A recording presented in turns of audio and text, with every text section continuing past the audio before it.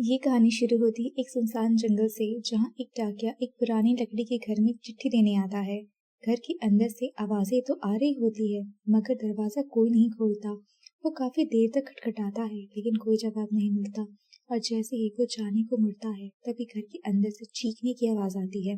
वो खिड़की की ओर दौड़ता है, जो खिड़की पता नहीं कब से बंद थी, लेकिन चीखों की वजह से उसकी जिज्ञासा बढ़ने लगती है। वो खिड़की खोलता है और अंदर घुस जाता है, लेकिन अंदर कुछ भी नहीं दिखता।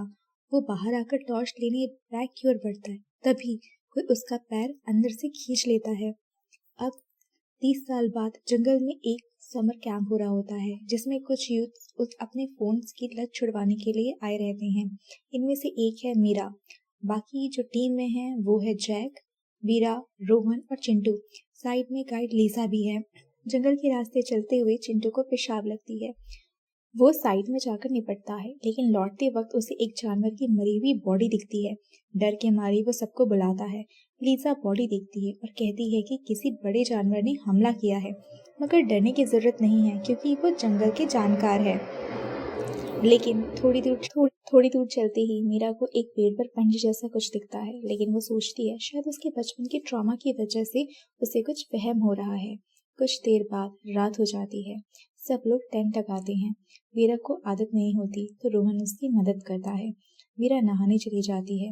रात में जब लोग अलाव के पास बैठे होते हैं, तभी एक परछाई दौड़ती है। सब डर जाते हैं।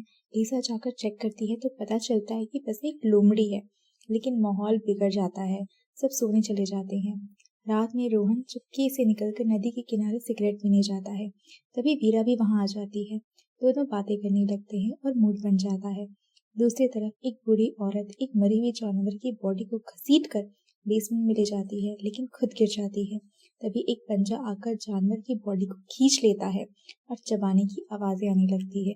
रोहन और वीरा का सीन खत्म होता है। वीरा सोने चली जाती है, मगर रोहन अभी भी बैठा होता है और फोन पर चैट कर रहा होता है। तभी कोई उसके पीछे आता है। वो पलटकर देखता है, मगर तब तक बहुत देर हो चुकी होती है। उसे किसी ने पेड़ से मारा होता है और वो वहीं पे मर जाता है। सुबह लीसा को रोहन नहीं मिलता। वहीं मीरा बताती है कि वो रात को नदी पर गया था। सब लोग उसे ढूंढने निकलते हैं। मीरा को पेड़ पर खून के निशान दिखते हैं, मगर लीसा कहती है कि वो पेड़ की राल है। तब सब शांत हो जाते हैं।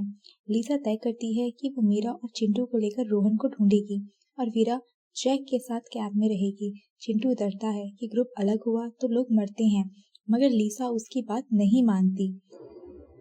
वो एक पुराना घर देखते हैं और अंदर घुस जाते हैं। अंदर कुछ खास नहीं दिखता।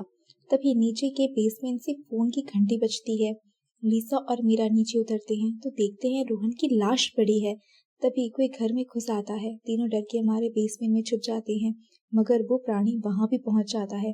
लीसा एक खिड़की तोड़ती है और सबको बाहर निकालती है, मगर जैसे ही वो निकलने लगती है, रोहन के फोन की घंटी बजती है और वो फंस जाती है। तभी जय को कुछ महसूस होता है। वो पलटकर देखता है। वीरा को कोई उठा के पटक देता है। जैक भागता है और एक चर्च में जाकर छुपता है। वहाँ एक पादरी मिलता है, मगर वो उसकी बातों को सीरियसली नहीं लेता। तभी बाहर से आवाजें आने लगती है। पादरी देखने नहीं चाहता है और उसे कोई पकड़कर मशीन में डाल देता है और मार देता है। जैक छुपकर ये सब देख रहा होता है। उधर मीरा और चिंटू एक बूढ़े आदमी के घर पहुंचते हैं। वो कहता है कि उसके पास फोन नहीं है, मगर एक बंदूक जरूर है। सुनते ही मीरा सब कुछ बता देती है। बूढ़ा आदमी बताता है कि वो एक डाकिया है जो शुरू में जंगल में गया था और तब से उसकी टांगे नहीं है। फिर वो एक भयानक कहानी सुनाता है। ये कहानी है एक सिंगल मदर की, जो अपने जुड़वा बेटों के साथ एक लकड़ी के पुराने घर में शिफ्ट होती है। उनकी ज़िंदगी बहुत ही सिंपल थी, मगर प्यार से भरी हुई थी। लेकिन एक दिन सब कुछ बदल गया।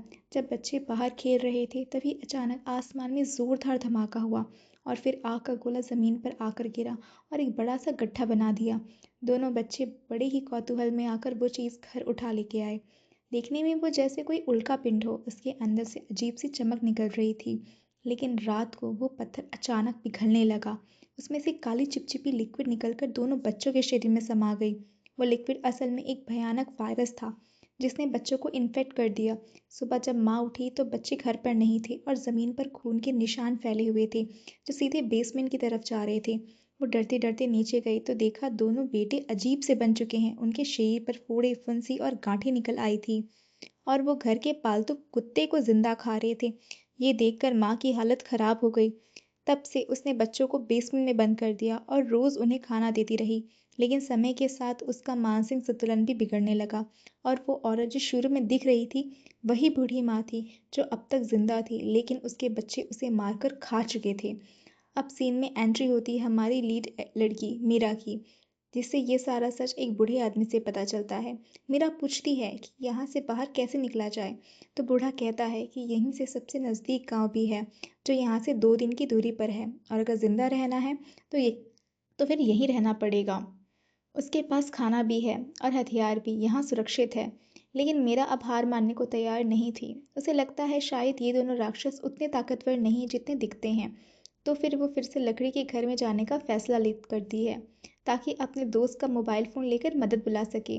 उसका साथ देने आता है एक चश्मिश, जो बहुत डरपोक है, मगर मीरा के लिए अपनी जान जोखिम में डाल देता है।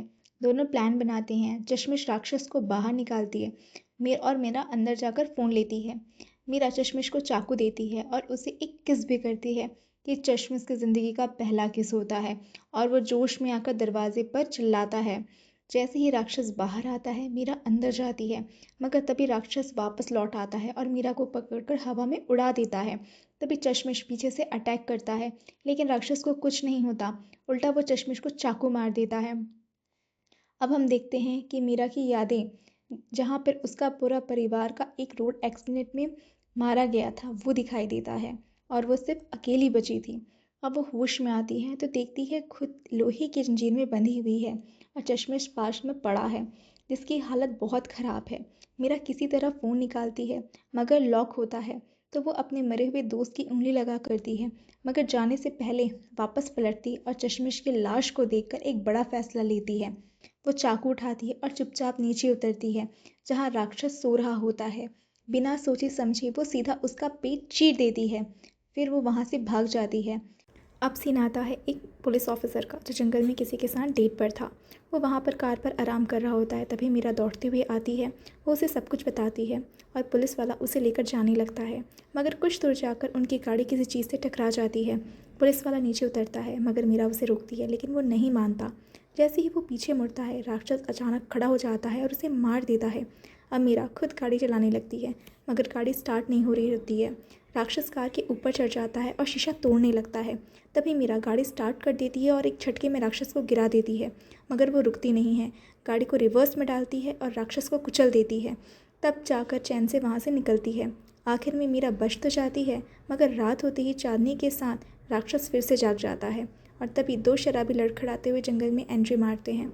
उनका अंजाम क्या होगा ये तो बताने की ज़रूरत नहीं है। तो दोस्तों, ये थी आज की फिल्म डार्क हॉरर थ्रिलर। मिलते हैं अगली बार और एक नए डरावनी कहानी के साथ। तब तक के लिए goodbye. Then please subscribe and like my channel.